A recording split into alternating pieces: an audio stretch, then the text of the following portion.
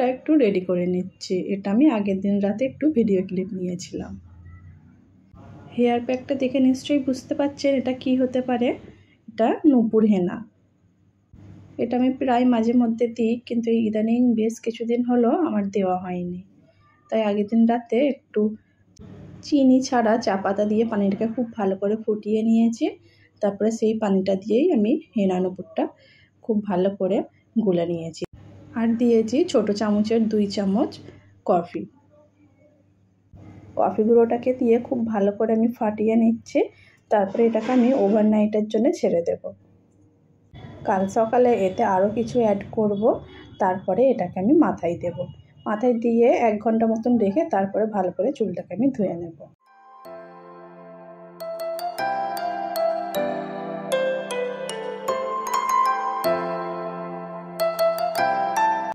শুভ সকাল বন্ধুরা, আমি জেনিফা বরাবরের মতো চলে এসেছি নতুন একটি ভিডিও নিয়ে। আমার ইউটিউব পরিবারকে জানাই আরও একবার স্বাগত আমার নতুন একটি ব্লগ ভিডিওতে। প্রথমেই ক্ষমা চেয়ে নিচ্ছি আমার পুরো ভিডিওটার মধ্যে যদি কোনো ভুল ত্রুটি হয়ে থাকে তো প্লিজ ক্ষমার দৃষ্টিতে দেখবেন বন্ধুরা, আর আমার ভুলগুলো একটু ধরিয়ে দেওয়ার চেষ্টা করবেন। তাহলে কি হয়, আমি আমার ভুলগুলো শোধরানোর আর একটা সুযোগ পাই। আরও একবার ক্ষমা চেয়ে নিচ্ছি, কারণ আমার এত কাশি হচ্ছে যে গলাটা চিড়ে গিয়েছে। আমার ভয়েসটা দিতে গিয়ে না খুব ডিস্টার্ব হচ্ছে, তো আমার ভয়েসটা শুনে নিশ্চয়ই আপনারা বুঝতে পারছেন। তো সেই কারণে আরও একবার আমি ক্ষমা চেয়ে নিচ্ছি বন্ধুরা। তো সকালে উঠেই না খুব সুন্দর 2টো গিফট পেয়েছি। একটু আগে আপনাদের সাথে শেয়ার করেছি ডুমুর আর গাছের ডাঁটা। ওটা আমার ফুফু শাশুড়িদের গাছের। তো ডুমুরটা না একেবারে বেছে ধুয়েই পাঠিয়েছে। তো আজকে ভাবছি ওটাই রান্না করব। ডাঁটা দিয়ে মাছের ঝোল করব আর ডুমুর আলু দিয়ে চচ্চড়ি করব। আর এই যে দেখুন আগের দিনে যে হেয়ার প্যাকটা আমি রেডি করে রেখেছিলাম, খুব ভালো করে এটা মিক্সড হয়ে গিয়েছে। এবার এটাতে আমি আরও কিছু অ্যাড করব। তারপরে আমি সমস্ত কাজগুলো গুছিয়ে তারপরে মাথায় দেব। তা না হলে কি বলুন তো, মাথায় প্রথমে যদি দিয়ে দিই না তাহলে সব বাকি কাজগুলো করতে গেলে খুবই অস্বস্তি লাগে আর বিরক্ত লাগে। তো এর আগে আমি অনেকবারই এই কাজ করেছি, আগে হেনাটা দিয়ে তারপরে বাড়ির কাজগুলো করতে গিয়েছি। তো ভীষণ বিপদের মধ্যে পড়ে গিয়েছিলাম যে হেনাটা যদি ধুয়ে ফেলি সেটাও আমার এত মেহনত বেকার হয়ে যাবে, আর সংসারের কাজও তো করতে হবে। তো সেই কারণে এবারে ভাবছি আগে সংসারের কাজগুলো সব তাড়াতাড়ি করে গুছিয়ে নেব, তারপরে আমি প্যাকটা দিয়ে 1 ঘন্টা রেখে তারপরে আমি গোসল করে নেব। আর এই যে দেখুন এইটা আমি দিয়েছি পাকা কলা।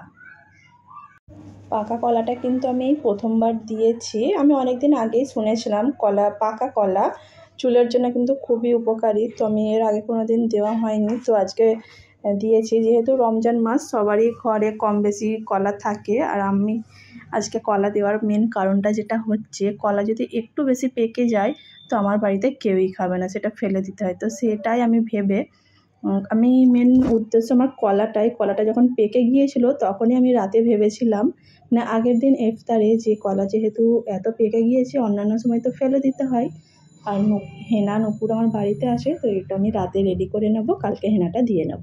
তো যেই ভাবা সেই কাজ। তো হেনা চুলের জন্য অনেকই কিন্তু উপকার, কিন্তু এই কলা অ্যাড করে হেনাটা দেওয়ার পর না চুলটা আমার সত্যি বলছি এত দারুণ হয়ে গিয়েছিল যে বলে বোঝানোর মতো না, এত সিল্কি হয়ে গিয়েছিল। তো আপনারাও যারা হেনা করেন তো বাড়িতে যদি পাকা কলা থাকে, পাকা কলা সাধারণত কেউই খেতে চায় না, ফেলেই দেওয়া হয় বেশিরভাগ সময়। তো আপনাদের কাছে যদি থাকে তো আপনারা কিন্তু পাকা কলাটা না ফেলে হেনার সাথে অ্যাড করে মাথায় দিতে পারেন, বেশ উপকার পাবেন। আমার পুরো ভিডিওটা কিন্তু আগের দিনের, আজকের নয়। আমি সব সময় রমজান মাস বলে নয়, এমনি সময়তেও আগের দিনে ভিডিওটা শ্যুট করে রাখি, তারপরের দিনে এডিটিং করে তারপরে ভয়েস দিয়ে ভিডিওটা আমি আপলোড করি। এতে আমার অনেকটাই সুবিধা হয়, তা না হলে আমার নিজের উপরেই অনেক প্রেশার পড়ে যায়। তো সেই কারণেই আমি বলতে পারলাম যে হেনার সাথে কলাটা অ্যাড করে আমার চুলে দিয়ে বেশ আমি উপকার পেয়েছি। এইদিকে হাজব্যান্ড বাজার গিয়েছিল, বাজার থেকে কিন্তু চলে এসছে, কিছু মাছ নিয়ে এসছে। আর সবজি বলতে তেমন কিছুই নিয়ে আসেনি, যেহেতু রমজান মাস সবজি খুব একটা খাওয়া হচ্ছে না। তো শাক নিয়ে এসছে, 2-3 রকম শাক নিয়ে এসছে, আর ফলগুলো সব ফুরিয়ে গিয়েছিল তো সেগুলোই নিয়ে এসছে। তো কদু শাক নিয়ে এসছে, কদু শাক, লাউ শাক যেটাই বলেন না কেন, যার যেখানে যেটা বলে আর কি। আমি কখনো কখনো কদু শাকও বলি, আবার কখনো লাউ শাকও বলি। তো কদু বাজার থেকে কিনে আনা লাউ শাকটা কিন্তু আমাদের গাছের মতো অতটা স্বাদ কিন্তু ছিল না। তোমাদের দাদাভাই কিন্তু এসে কিন্তু লাউ শাকটা বাছতে বসে গিয়েছে। বাছতে বলতে আমাকে একটু হেল্প করছিল।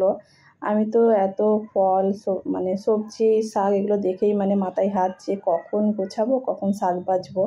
যেহেতু শাক বাছতে অনেকটাই সময় লাগে, তো বলছিল দাও আমি শাকটা বেছে দিই। আমি বলছিলাম তুমি তো পারবে না, শাক কীভাবে বাছে তুমি পারো? বলছে ঠিক আছে আমি তাহলে শুধু পাতাগুলো কেটে দিই, তাহলেই তো হবে। বললাম ঠিক আছে, তাহলেই আমার অনেক কাজে এগিয়ে যাবে। তো পাতাগুলোই শুধু কেটে দিচ্ছিল। তারপরে দেখলাম ওই যে ডাঁটি বলেন ডান্ডি বলেন যেটাই বলেন না কেন, ওগুলো অনেকটাই রয়েছিল আর কচি কচি। আমি বলছিলাম এগুলোও কিছু নাও না, আমাকে ছোটো ছোটো করে কেটে দাও, আমি পরে ওটাকে ভালো করে বেছে নেব। হোলির জন্য স্কুল 2 দিন কিন্তু ছুটি দিয়েছে। তোমার হাজব্যান্ড যখন বাড়িতে থাকে ও কিন্তু বসে থাকে না, কোনো না কোনো কাজও করতেই থাকে। হয় আমার কোনো হেল্প করে, না হয় নিজের কোনো কাজ করে, হয় নিজের জুতো ধোয়া বা মোছা, যে কোনো খুঁটিখাটি কাজও করতেই থাকে। ওইদিকে শাকগুলো বেছে কিন্তু আমাকে অনেকটাই সাহায্য করেছে, আমার অনেক টাইম কিন্তু বেঁচে গিয়েছে। আর এইদিকে আমি ফলগুলোও গুছিয়ে নিচ্ছি ওই সুযোগে। যেদিন বাজার থেকে সবজি, কাঁচা মাছ, মাংস নিয়ে আসে না, সেদিন কিন্তু অনেকটাই টাইম কিন্তু ওগুলো গোছাতে লেগে যায়। এই যেমন ধোয়া, বাছা, কাটা, কোথায় কি রাখবো সেগুলো সব ম্যানেজ করে রাখা, তো সেইগুলো করাও কিন্তু অনেক বড় কাজ আমার মনে হয়। আর যেদিন সবজি, মাছ, মাংস নিয়ে আসে না, সেই দিন যদি আমরা একদিনে যদি একটু বেশি করে টাইম দিয়ে ওগুলো ঠিকঠাক সাইজ করে কেটে কুটে বেছে কুচে যদি রাখি, তাহলে কিন্তু অন্যান্য দিনগুলো আমাদের রান্না করতে অনেকটাই সুবিধা হয়। আর যদি আমরা এমনি যেমন নিয়ে আসে তেমনই যদি ফ্রিজের মধ্যে ভরে দিই না, তাহলে দেখবেন প্রতিদিনই কিন্তু ওগুলো বার করে সেগুলোকে কেটে ধুয়ে রান্না করতে কিন্তু অনেকটাই টাইম ওয়েস্ট হয়ে যায় আমাদের। আর এদিকে আমি কলাগুলো গোছাচ্ছিলাম আর বলছিলাম তোমাকে কি কলাগুলো ফ্রি দিয়েছে নাকি এইভাবে দুটো একটা করে এরকম ছাড়া ছাড়া কেন? তো বলছিল আমি বেছে বেছে নিয়ে এসেছি, যেগুলো মানে একটু গ্রিন হয়ে আছে, তো সেগুলো আমি দেখে দেখেই নিয়ে এসেছি।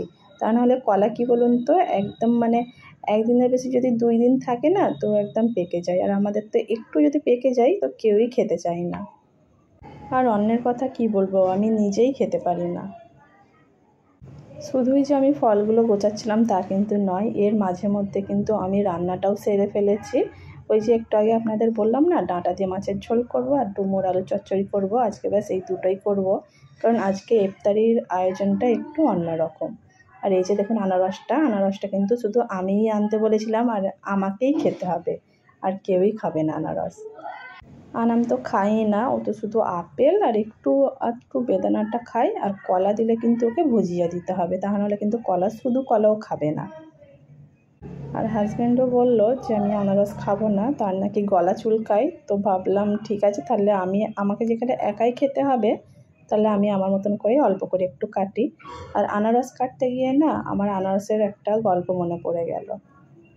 গল্প বলতে মেঘালয়ের আনারসের কথা মনে পড়ে গেল। আমরা মেঘালয়ে গিয়েছিলাম, তো সেখানে শুধু আনারসই চাষ হয়। মেঘালয়ের আনারস এত দারুণ যে এখনও আমার স্বাদ লেগে আছে মুখে। মেঘালয়ের চেরাপুঞ্জে গিয়েছিলাম। তো চেরাপুঞ্জ পৃথিবীর সবথেকে বেশি যেখানে বৃষ্টিপাত হয়, চেরাপুঞ্জ। তো সেখানেই গিয়ে আনারস খেয়েছি। তো সেইখানে আমরা 8 দিনের মতো ছিলাম। তো 8 দিন আমরা এত পরিমাণের আনারস খেয়েছি যে কি বলবো। আর ওখানে কিন্তু এই আনারসের চোখ, তারপরে ওই যে মাঝের শক্ত যে অংশটা থাকে আমরা কেটে বাদ দিই, ওখানে কিন্তু কিছুই বাদ দিচ্ছে না। এমনিই শুধু রাস্তায় যেখানে বিক্রি হচ্ছে বললে শুধুই যে পিস করে কেটে দিয়ে দিচ্ছে, আর ওখানে কিন্তু কিছুই হচ্ছে না। ওই যে আমরা বলি না চোখগুলো খেলে গলা চুলকায়, তারপর মাঝের যে শক্ত অংশটা ওটাও মানে খাওয়া যায় না, কিন্তু ওখানে সবটাই খেয়ে নিচ্ছিলাম। এতটাই দারুণ স্বাদ ছিল ওখানকারের আনারসগুলো। তো মাঝে মধ্যে মনে হয় আনারস খাওয়ার জন্য হলেও আরও একবার যেতে হবে। এই দিকে দেখুন আপনাদের দাদাভাই কিন্তু লাউ শাকটা খুব সুন্দর করে একদম পাতাগুলো পিস করে কেটে দিয়েছে, আর ডাঁটিগুলোও কিন্তু খুব সুন্দর ছোট করে কেটে দিয়েছে। আর এইদিকে আমি পাতাগুলো একটু ছোট করে কেটে ওটাকে আমি প্যাকেটের মধ্যে ভরে ফ্রিজের মধ্যে ভরে দেবো। আজকে আর লাউ শাকটা রান্না করব না। কুলে কাটা শাকও নিয়ে এসেছিলো, তো ওটাও বাছতে বসে গিয়েছে। ওই যে দেখুন অনেকটা বাছাও হয়ে গিয়েছে। তো মেঝেতেই রাখছিল। আমি বললাম মেঝেতে কেন রাখছো, ওখানে তো চুপড়ি আছে, চুপড়ি নাও, ওখানে চুপড়ির মধ্যেই রাখো, মেঝেতে রাখলে কেমন একটা দেখায়। তো আমি বলছিলাম এইটা তোমাকে করতে হবে না, তুমি রেখে দাও, ওটা আমি পরে সময় পেলে ঠিক আমি বেছে নেবো। খুব একটা তো শাক নয়, কুলেখাড়াটা তো একদম অল্প নিয়ে এসেছিলো, অল্পই নিয়ে আসতে বলেছিলাম। তো বলছে ঠিক আছে, আমি যেহেতু আমি শাক বাছছি ওটাও বেছে দিচ্ছি, অসুবিধা কিচ্ছু নেই, এখন তো আমার অন্য কোনো কাজ নেই। বললাম ঠিক আছে, তুমি যেখানে নিজে থেকে করে দিতে চাইছো তাহলে আমারও কোনো প্রবলেম নেই, তো বেছেই দাও।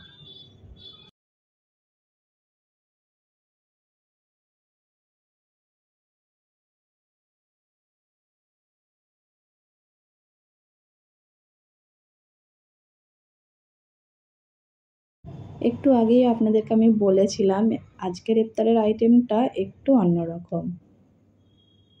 আমার হাজব্যান্ড বলছিল প্রতিদিন যেন একই খাবার হয়ে যাচ্ছে, একদমই খেতে ভালো লাগছে না, তো আজকে একটু অন্য কিছু করো। তো যেই ভাবনা সেই কাজ। আজকে ভাবলাম একটু ছোলার ডাল দিয়ে আলু দিয়ে মিষ্টি মিষ্টি করে রান্না করব, আর একটু ফোলা ফোলা লুচি করব।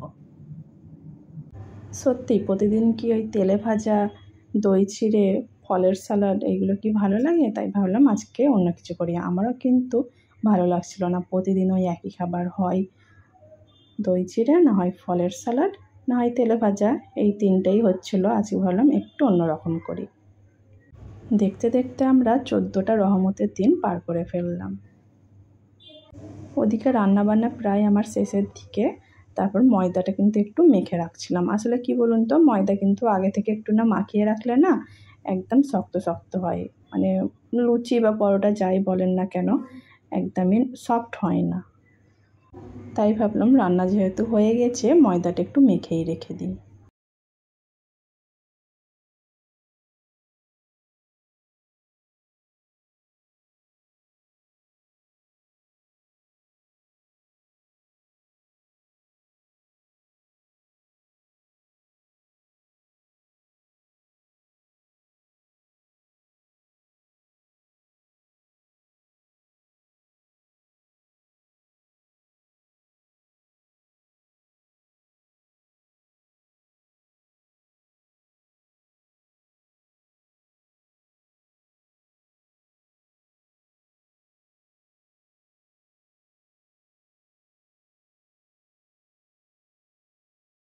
আনাম কিন্তু ইফতার খেতে বসেই প্রথমে জিজ্ঞাসা করবে যে বাতাসা শরবত করেছে তো আজকে। তো তাই ভাবলাম ওর জন্য একটু বাতাসা শরবত ভিজিয়ে দিই, ওর আব্বু খাবে, না খাই ফ্রিজের মধ্যে রেখে দেবো। বাতাসাটাও আমার বেশ কিছুদিন হলো এবারে ফুরিয়ে এসছে, আবার কিন্তু বাতাসা আমাকে আনতে দিতে হবে। ওদিকে চালটা আমি কিছুক্ষণ আগে ভিজাতে দিয়েছিলাম, তো সেটাই আমি ভালো করে ধুয়ে পানি দিয়ে এখন রেখে দেবো। ওটাকে আমি সেই সন্ধেবেলায় ইফতার পরে ভাতটা বসাবো। চালটা কিছুক্ষণ আগে ভিজিয়ে রাখলে না চালটা কিন্তু অনেক তাড়াতাড়ি ফুটে ওঠে, আর অনেক তাড়াতাড়ি কিন্তু ভাতটাও হয়ে যায়। আপনাদের সাথে গল্প করতে করতে আপনারা কেমন আছেন সেটা জিজ্ঞাসাই করা হয়নি। আপনারা কেমন আছেন বন্ধুরা? আশা করি যে যেখান থেকেই দেখছেন আমার ভিডিওটা, কাছে দূরে দেশে বিদেশে সকলেই ভালো আছে, সুস্থ আছেন। আলহামদুলিল্লাহ, আল্লাহ তাআলার রহমতে আমিও আমার পরিবার অনেক ভালো আছি, সুস্থ আছি। আপনারা তো জানেন, যারা আমার ভিডিও দেখেন, প্রত্যেক মাসেই আমি কিন্তু গ্রোসারি থেকে কিছু মাল কিনি। তো এবারেও নিয়ে এসেছি, ওই যে দেখুন গ্রোসারির মাল কিন্তু চলে এসছে, আপনাদের দাদাভাই কিন্তু নিচে আনতেও চলে গিয়েছে। তো এবারেও খুব একটা বেশি কিছু কিনিনি, রমজান মাস সবই প্রায় আছে, তো অল্প স্বল্প করেই কিনেছি।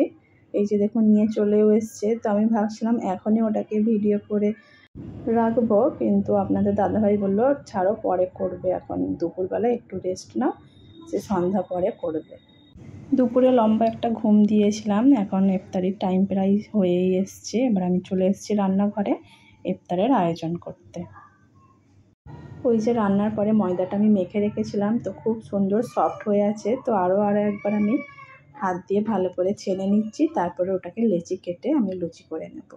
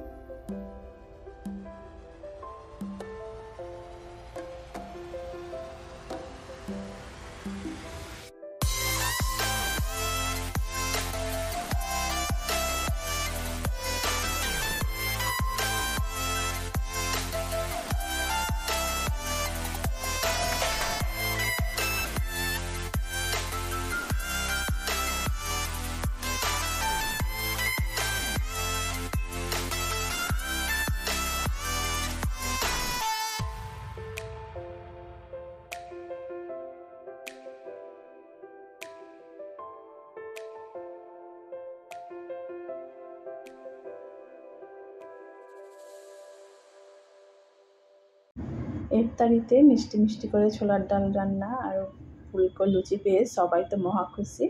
তো ইফতার করে সব গুছিয়ে গেছি, এবার চলে এসেছি আমি গ্রোসারির মালগুলো বার করব বলে। তো এখানে দেখুন আমি কাজের জিনিস তো কম দেখতে পাচ্ছি আর ফালতু জিনিস বেশি দেখতে পাচ্ছি। এই যে দেখুন ম্যাড অ্যাঙ্গেল 4 নিয়েছে, ট্রিট 2 নিয়েছে। আসলে কি বলুন তো, গ্রোসারির মালটা কিন্তু আমার হাজব্যান্ডই অর্ডার দিয়ে দেয়, আমি খালি বলে দিই এইগুলো নিতে হবে, তো সেইগুলো অ্যাড টু কার্ট করে পরে অর্ডার দিয়ে দেয়।